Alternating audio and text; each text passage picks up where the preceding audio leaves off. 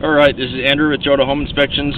We're at 3317 Adams Ave in Ogden doing a sewer scope. We've got the camera pushed out at about 100 feet. I'm hitting a little bit of an offset or a root or something in the line. You can see it a little bit further down the line on the screen. My camera's hitting that and I'm not able to pop over it. What can happen is waste can also collect on that lip, and that can create a blockage and that can lead to a backup. So it's never ideal to have any sort of an offset or a blockage like this. I would consider having the line cleaned to see if this is something that can be removed and prevent a blockage. I saw at least one other root.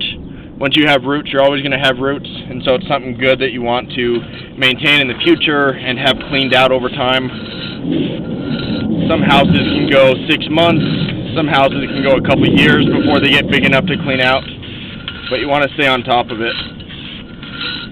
This looks like transite pipe, which is cement asbestos, common for the age. And then you also have cast iron under the house.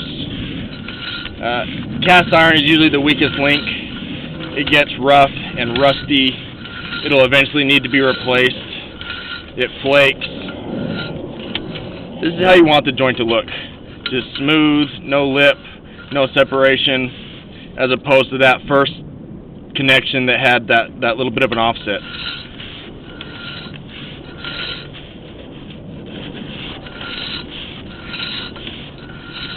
Little bit of standing water.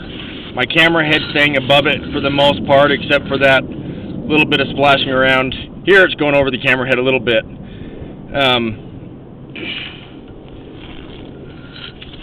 You never want to have standing water. That indicates a little bit of a belly or a flat spot. Sometimes when you have the line hydrojetted to remove all the roots, it'll remove all that gunk and build up, and that can help a little bit. Sometimes it's not always that you have bad grade, but that you have buildup. So here in the line you can see, looks like a wet wipe.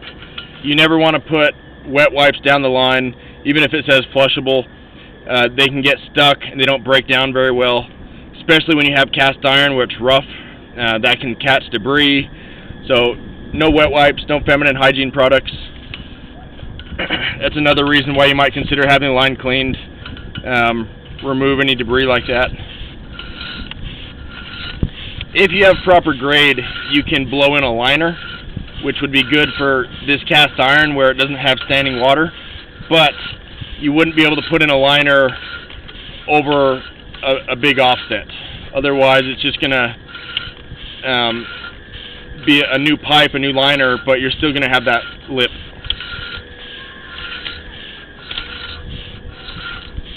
I would recommend getting the line cleaned and then seeing if you can get past that offset to see what the rest of the line looks like. And if it's available in this area, I would recommend getting the insurance so that if you have an issue in the future, it'll help offset the cost. There we go. I'm going to end this recording now.